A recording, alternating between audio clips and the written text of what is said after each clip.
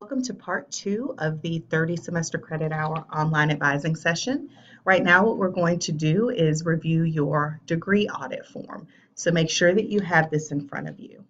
So there are 3 sections to the audit form. The first section, noted on the top in green, is general information. This will just have your name, your ID, your high school graduation date, etc. The middle section is going to be the core classes or the classes in the core curriculum. And then the bottom section will have your electives and other degree requirements. So let's take a closer look at part 1. So this is the very top of the audit form, but there are 2 things that I want to point out to you, and those are the high school graduation date and the Associate of Arts or Associate of Science completion date. Your high school graduation date should match the graduation date that is on your official high school transcript that you submit every semester when you register for classes. Your associate completion date may not apply if you do not plan to complete an associate's degree. So that second box may very well be blank, and that is only if you are not planning on graduating with an associate's degree when you graduate from high school. Part 2 is actually the core curriculum. And so in a second, I'm going to explain a little bit more about what this means, but I do want to point out a few things. In the very first column, you have the number of core hours that you need. So that's going to differ per core component area, which is found in column 2. So for communication, you have to have 6 hours. And if you look in the third column, those are the course options that are approved dual credit courses. There are several other classes in the core. However, we have only listed the ones that are approved dual credit courses here. So these are the classes that you can take and receive the tuition waiver and also be awarded high school and college credit. Now, the easiest way for you to determine how many hours each course is by looking at the second number in the course identification number. So English 1301, 3 is the second number, so this would be a 3 semester credit hour course, okay? And so if you just scroll down, you'll see all of them: 3 hours in math, 8 hours in your life and physical science, 3 in creative arts, etc. So what is the core? The core curriculum is in any field, it's going to be all the undergraduate courses that undergraduate students of an institution of higher education are required to complete before receiving an academic undergraduate degree. So if you look at the visual on the right, the big circle represents your bachelor's degree, which will be about 120 semester credit hours. Fitting within that is the associate's degree, which is 60 semester credit hours. Now, right in the middle is the core curriculum. So whether you're earning a bachelor's degree or an associate's degree, you have to complete 42 credit hours in the core. So in that yellow box, what we're talking about there are the actual classes in the core curriculum that you can take. And one of your goals, if your goal is not to be to earn an associate's degree, it can be to be core complete. Let's go back and look at your audit form at the core classes. There are a couple of things that we want to point out to you.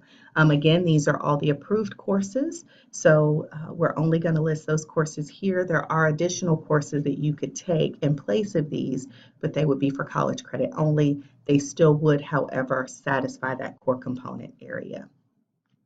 So let's look at what you will notice on your degree form.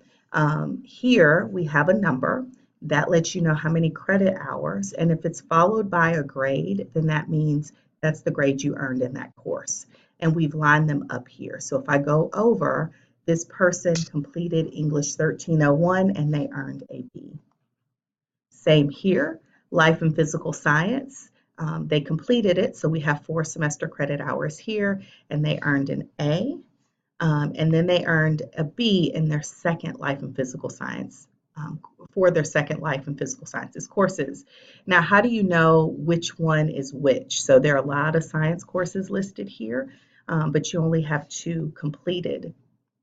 what we will do on the audit form is underline the courses that you've completed. So here, Biology 1406 is the first course underlined, so that represents the first course listed here.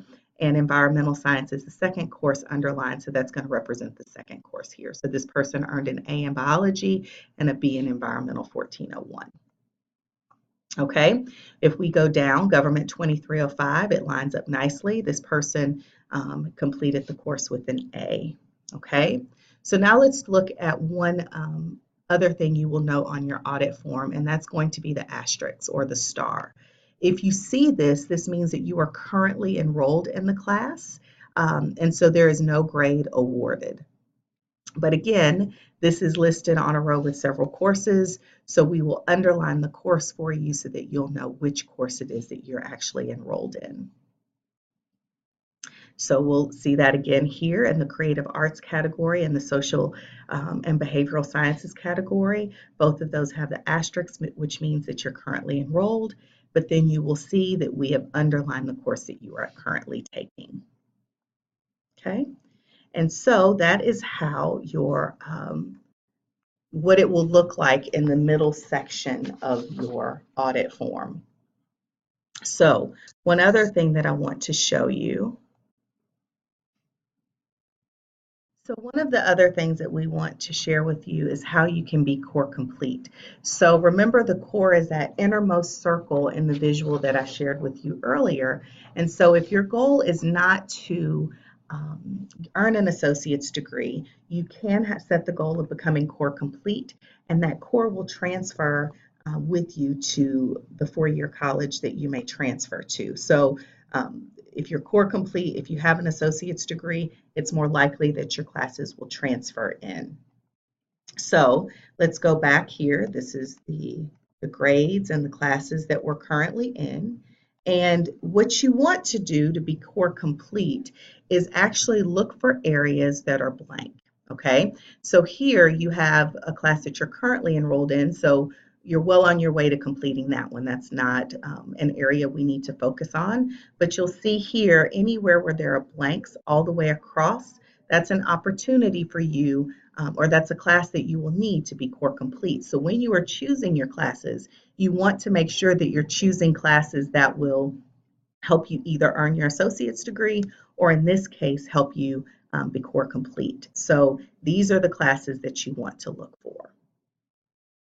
So in the next part of the online advising session, we're going to talk about the last part of the audit form, but I want to leave you with this question. What happens if you take another class in the core when you've already met the core requirement? So what that means is right now this person is currently enrolled in Math 1314. Well, what happens if they want to take Math 1316?